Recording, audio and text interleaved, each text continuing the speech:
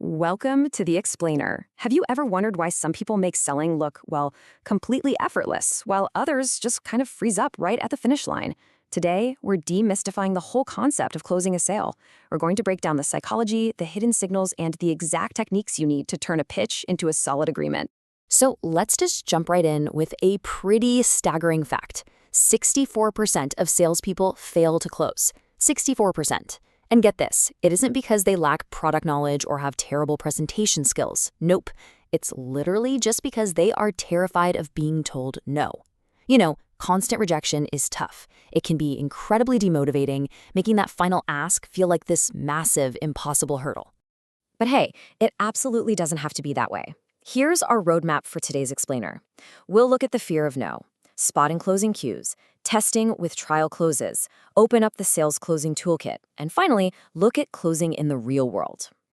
All right, starting us off, section 1, the fear of no. To get over this fear, we really need to reframe what closing actually means so it doesn't feel like some high-pressure trap anymore. The absolute most crucial thing to remember is that a close isn't a sudden leap of faith. It's not a magic trick. It's simply the logical outcome. Think of it as the natural fruit of your labor at the end of the selling process. If you've given a solid presentation, stayed positive, and answered all of your customers' objections, well, you've naturally brought them right to the conviction stage. Once you remove those obstacles, asking for the sale is just the most obvious next step. Moving on to section 2, spotting the closing cues. Now, the real beauty of a well-executed presentation is that you actually don't have to guess when it's time to make your move, because the prospect will literally tell you. A great salesperson is always assessing the mood of the prospect. You've got to rely on your intuition and look for those subtle behavioral and sensory signs. Are they asking for an order form? Has their tone of voice suddenly gotten a bit softer, maybe more relaxed? Are they asking about delivery details or trying to suss out the best deal? Heck, they might even unconsciously pat their pocket to check for a wallet or ask about UPI payment options. Guys, these are massive green lights. Listen to this example from the research. Let me try the trousers to check the fitting and the style. This brilliantly illustrates a behavioral cue.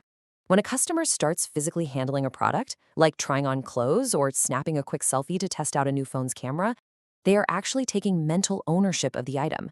They are signaling to you, hey, I'm ready to move forward. And it's the exact same thing when they ask, when can I test drive the car?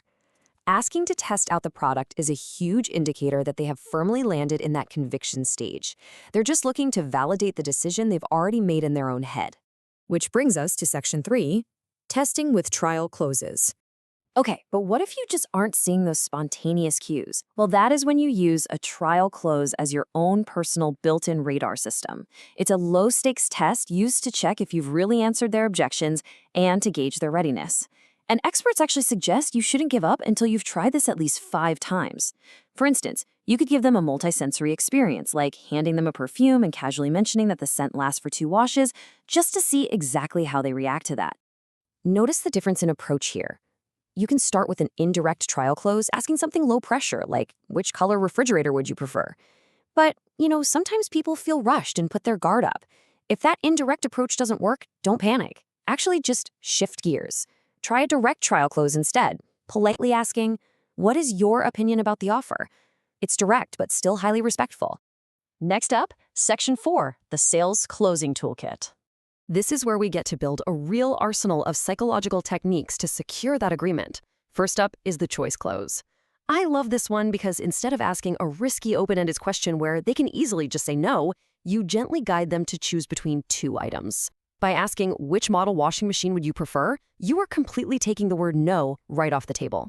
Then we have the assumptive close. With this technique, you let your actions do the talking. You just proceed under the assumption that they are absolutely buying. You might casually ask, how will you like to make payment, cash or card?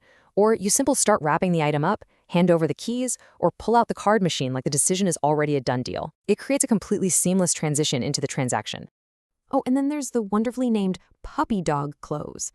This is based on a totally universal truth. Practically no one can resist a cute puppy once they take it home. I know I couldn't. In the sales world, this means letting the prospect take the product home to try it out, banking heavily on the psychology that once it's actually sitting on their kitchen counter or in their living room, they definitely won't want to give it back. Listen to this real-world anecdote from the research. A customer couldn't decide what jewelry to buy for her niece's wedding. So the jeweler used the puppy dog clothes. He told her to take both a diamond ring and a diamond bracelet home to think it over. And guess what happened? She formed an attachment and she ended up keeping both, the ring for the niece and the bracelet for herself. Win-win. The no-risk close works on a very similar psychological wavelength. By offering a money-back guarantee, you completely remove the risk. And what's really fascinating is how this slashes post-purchase dissonance. Even if they aren't 100% thrilled with, say, a new water purifier, they quickly realize returning it is a massive hassle. So most of the time, they just adjust to the product and happily keep it. Let's be honest, we've all been there. But okay, what if you've tried absolutely everything and the sale still falls through? Enter the lost sale close. Now, this requires genuine humility. You accept that you couldn't fulfill their need, you apologize, and you honestly ask what it would have taken to make that sale happen. This totally disarms the prospect, and surprisingly often, they'll turn right around and explain exactly what they need, which can occasionally flip a rejection right back into a successful, happy sale. Finally, Section 5, Closing in the Real World. Let's ground all these concepts with a real-world example using an Asian Paints case study. They use this exact 5-step methodology to build their massive dealer network.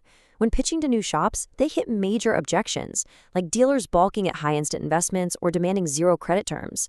But Asian Paints handles these methodically, counseling the dealer on the higher return on investment they're going to get. Once they clear those hurdles, they close the deal by securing an initial order of only fast-moving stock, which sends a crystal clear signal. Hey, we're looking out for your best interest. But listen, here is the absolute most important takeaway from this entire explainer. Getting the yes is not the end. It's actually the very beginning of relationship marketing. After buying something, it is completely human to experience some post-purchase anxiety. So follow-up calls are absolutely vital to soothe those nerves and reassure the customer. Because if you got the ball there, an unhappy customer might badmouth your brand. On the flip side, keeping communication open means it's infinitely easier to sell to a currently happy customer than to constantly be out hunting for new ones. Which leaves us with this final thought to ponder today. If closing the sale is truly just the beginning of a larger relationship, what happens after your next yes? Try not to view your next successful pitch as a finish line, but rather as the starting line of a highly rewarding partnership. Thanks for joining me on The Explainer, and hey, happy closing!